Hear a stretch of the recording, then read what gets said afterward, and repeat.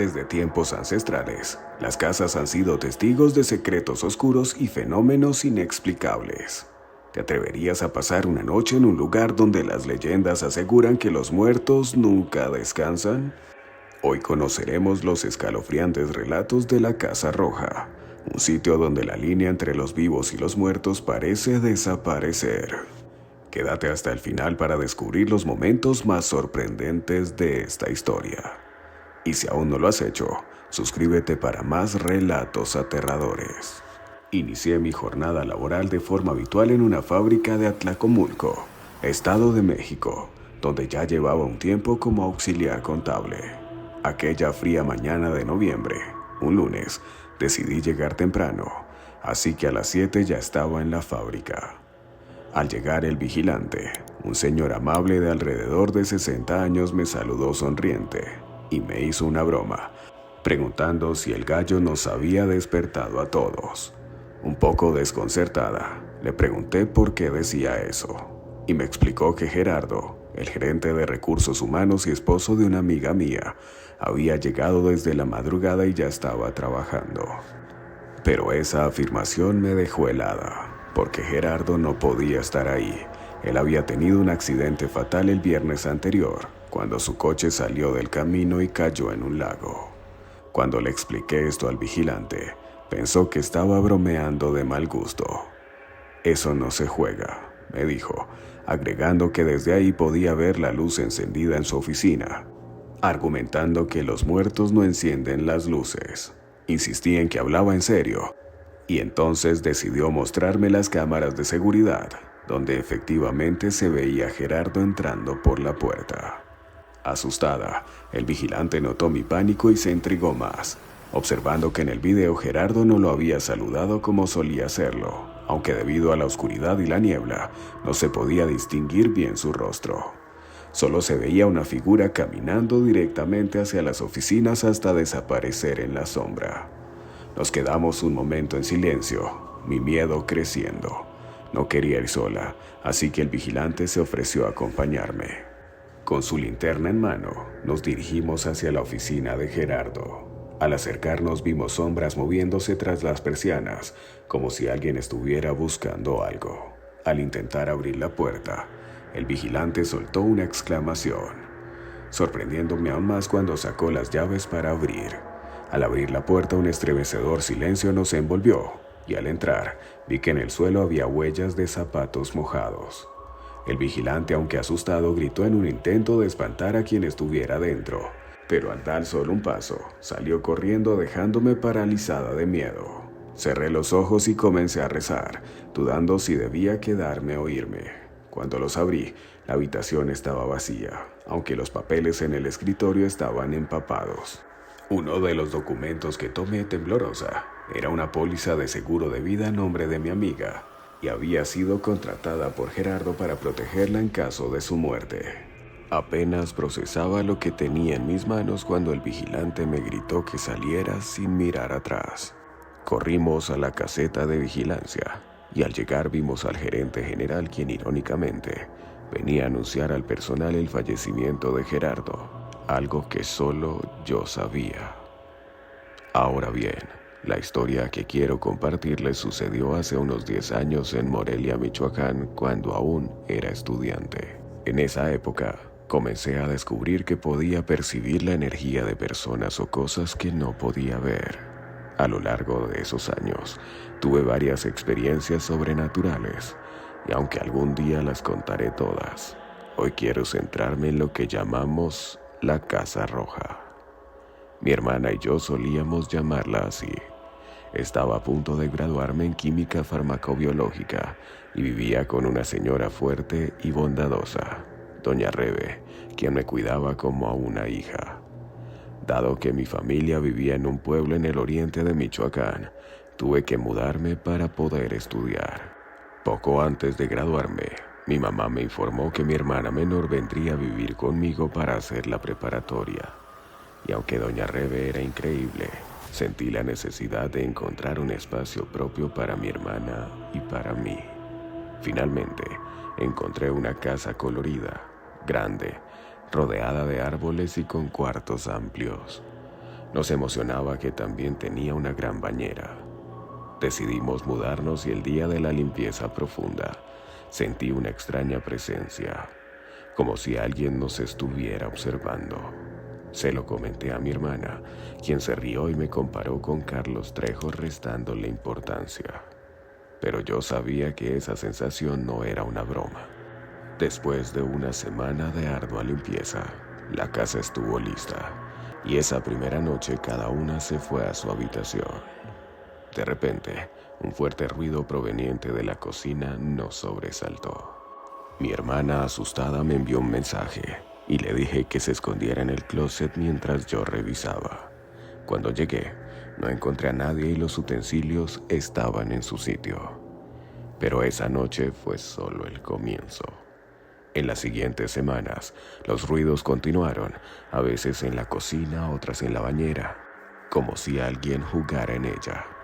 Con el tiempo nos acostumbramos, pero cada visitante nuevo sentía algo extraño al cruzar el pasillo.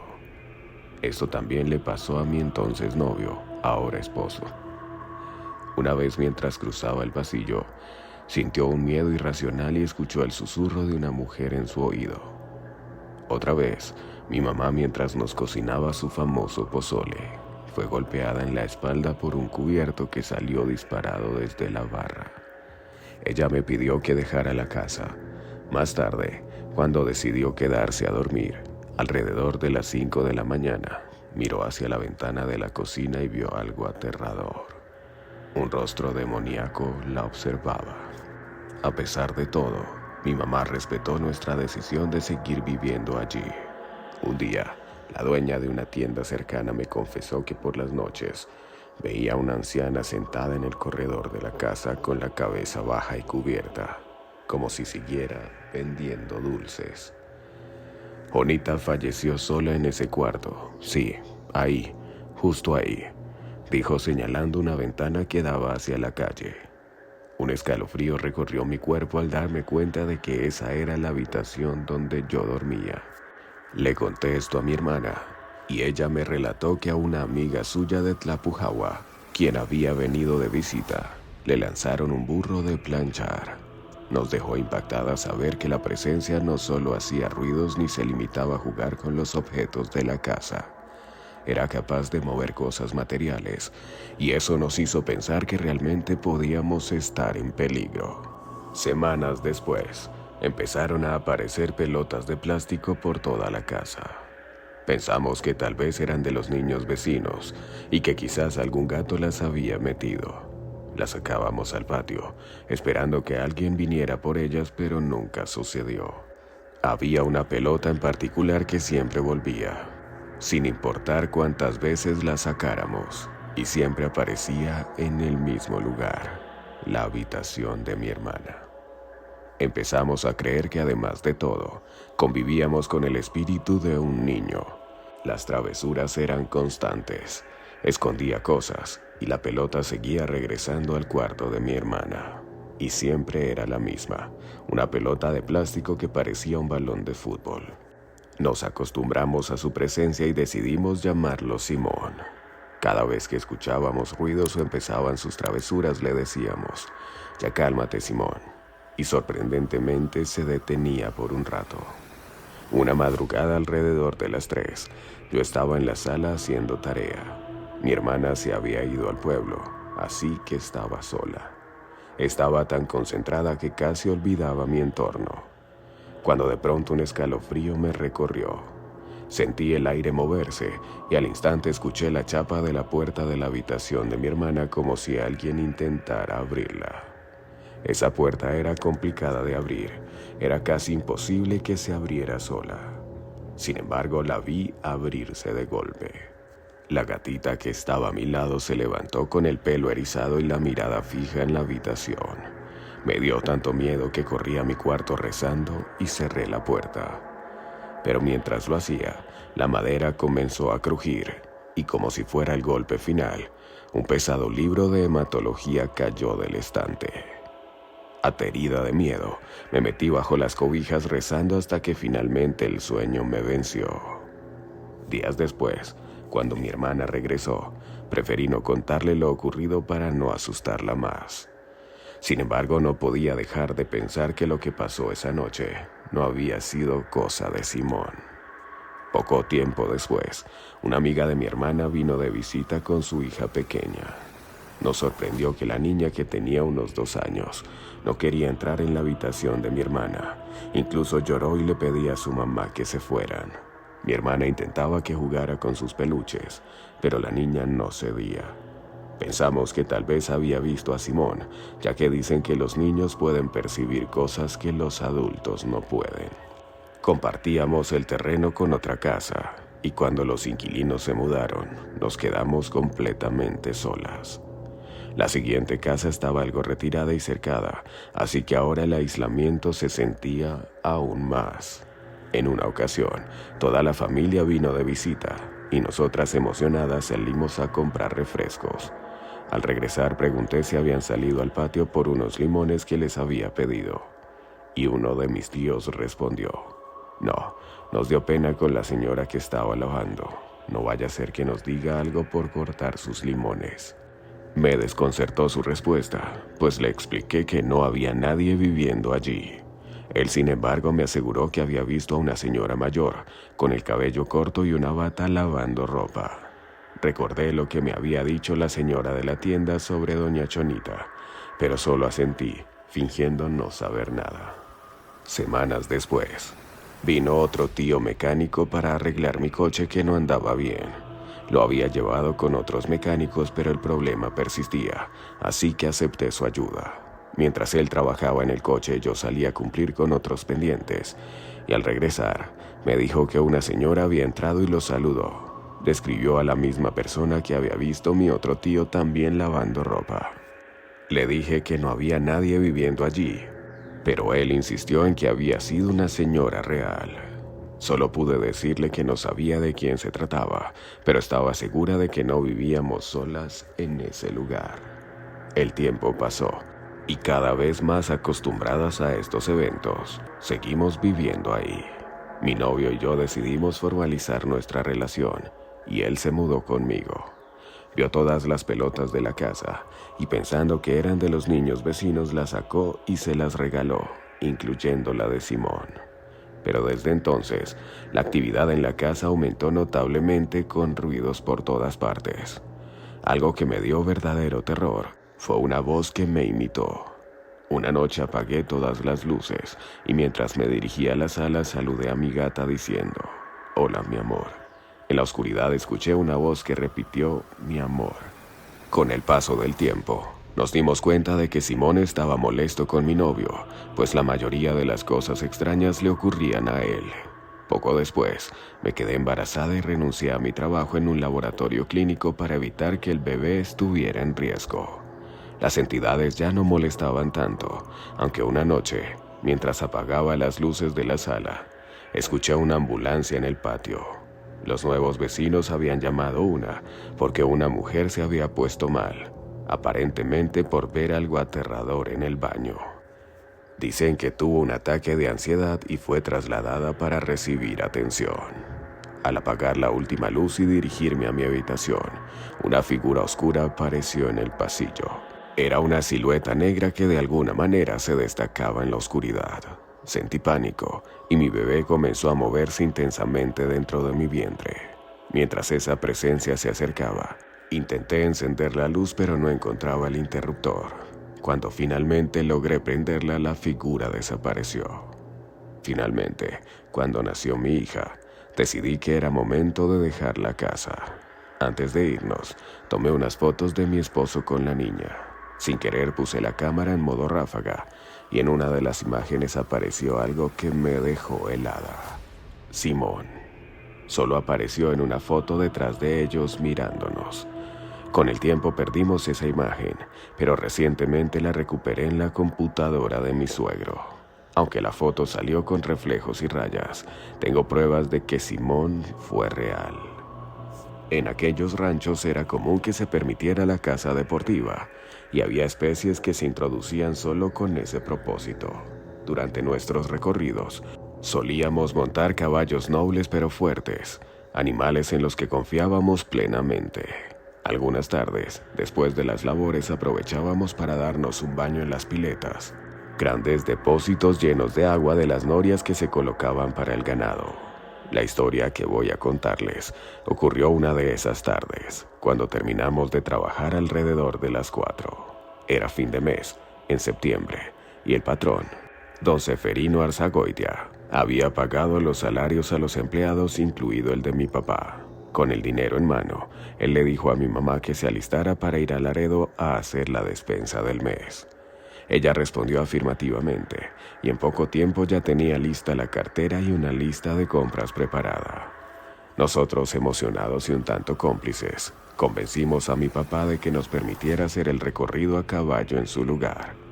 Lo que queríamos en realidad era galopar libremente y volar con los caballos, como decíamos, porque al abrir los brazos mientras galopábamos sentíamos que flotábamos. Después de insistir mucho accedieron, y mientras ellos partieron en la camioneta, nosotros eufóricos nos alistamos, montamos los caballos y nos dispusimos a disfrutar la tarde. Tras un buen rato, paramos junto a una de las piletas, una de 3 metros de profundidad, lista para echarnos unos clavados. Sabíamos nadar bien y llevábamos lo necesario para disfrutar del agua. Atamos los caballos a un enorme mezquite cercano y rápidamente comenzamos a jugar y reír en el agua. Si te está gustando este video, recuerda apoyar con un like. En un momento, al salir del agua me tumbé en el borde para tomar el sol. No me di cuenta de inmediato, pero un silencio absoluto había caído sobre el monte. No se oían pájaros ni insectos, ni siquiera los grillos. De repente los caballos se mostraron inquietos, bufaban y tiraban de las riendas. Sabía que solo bufaban así cuando percibían un depredador, como un puma o un oso. Mi hermano también se dio cuenta del silencio y salió del agua. Sin decir nada, ambos nos vestimos apresuradamente y tratamos de calmar a los caballos, al menos lo suficiente para montarlos. Nos miramos y aunque no dijimos palabras, sabíamos que teníamos que regresar al rancho. Mi hermano iba al frente y yo en la retaguardia, pero al dar vuelta en una curva de pronto mi caballo se estremeció violentamente, dejándome colgando de su cuello. El caballo de mi hermano también se encabritó, manoteando en el aire con agresividad. No sé cómo, pero logré acomodarme de nuevo en la silla, y mi caballo, como si comprendiera el peligro, salió disparado a toda velocidad. Le grité a mi hermano que no se detuviera bajo ninguna circunstancia. En medio del galope desenfrenado, miré hacia atrás, y lo que vi me llenó de terror. Un ser de aspecto extraño, con brazos largos y piernas cortas, una cabeza que parecía una mezcla entre perro y humano, y que emitía un gruñido espeluznante, algo que nunca había escuchado en un perro. Y lo más aterrador era que no estaba quieto, sino que nos perseguía a toda velocidad. Los caballos, impulsados por el miedo, corrían como desquiciados hasta que llegamos al rancho. Al entrar en la casa, corrimos y cerramos puertas y ventanas. Subí a mi hermano a un altillo, un sitio que usábamos para guardar alimentos, y le pedí que no se asomara sin importar lo que ocurriera. Busqué el viejo rifle 30-30 que mi papá tenía guardado y cargué 4 balas. Me asomé por una rendija en la ventana y pude ver claramente aquella figura rondando la casa. El aire traía un olor fétido, como a carne podrida. La criatura arañaba las puertas de madera gruesa e incluso llegó a doblar los barrotes de las ventanas de hierro. Nuestros perros pastores, Fanor, Lucas, Pancho y el Tico, bravos y feroces, aullaban desde la distancia, pero no se atrevían a acercarse para enfrentarse a aquella cosa. Esos perros, que habrían dado su vida por nosotros, permanecieron alejados, y la noche parecía no tener fin. Los caballos con monturas y riendas desaparecieron en la oscuridad, y de repente escuché el ruido de los tablones de los corrales rompiéndose. El ganado aterrado huía en estampida. Finalmente, vi las luces de la camioneta de mis padres y mis perros corrieron a su encuentro. Mi papá, alertado por la situación, disparó al aire con su pistola 45. Cuando ellos entraron, me encontraron inmóvil, con la vista fija en la ventana y aferrado al rifle. Mi mamá, desesperada, buscaba a mi hermano, quien seguía escondido en el altillo, tal como yo le había pedido. Mi papá tuvo que darme una bofetada para que reaccionara. Esa parte me la contaron después porque yo no recuerdo nada. Esa noche nadie pudo dormir y al día siguiente, al salir encontramos huellas que parecían tanto de manos como de pies humanos, como si algo se hubiera desplazado a 4 patas. Las puertas tenían marcas profundas, como si hubieran sido arañadas por garras de un oso. El aire aún olía a muerte y descomposición, y el hedor duró semanas. Los perros seguían nerviosos, vigilando y gruñendo, y los caballos regresaron 3 días después. El ganado luego de aquel ataque fue casi imposible de meter de nuevo en los corrales. Nos limpiaron a mi hermano y a mí varias veces con ramas de pirul y huevos, para alejarnos de las pesadillas que nos perseguían desde entonces. La señora que nos hizo la limpia le dijo a mi mamá que aquello que nos había seguido era un nagual y que tuviera mucho cuidado de no dejarnos solos ni de día ni de noche. Aunque el patrón ofreció un aumento a mi papá para que se quedara, después de unas semanas decidimos irnos. Nadie más quiso quedarse en ese lugar. Aún hoy, con 44 años, cada vez que recuerdo aquella tarde me tiemblan las manos sin control. Y ahora que has conocido estos sucesos, ¿crees que la presencia de espíritus en la Casa Roja es solo una leyenda o algo más? Cuéntanos tu opinión en los comentarios y comparte tus teorías sobre lo que ocurre en este inquietante lugar. No olvides suscribirte y activar la campana de notificaciones para no perderte nuestras próximas historias paranormales. Nos vemos en el próximo relato, si te atreves a regresar.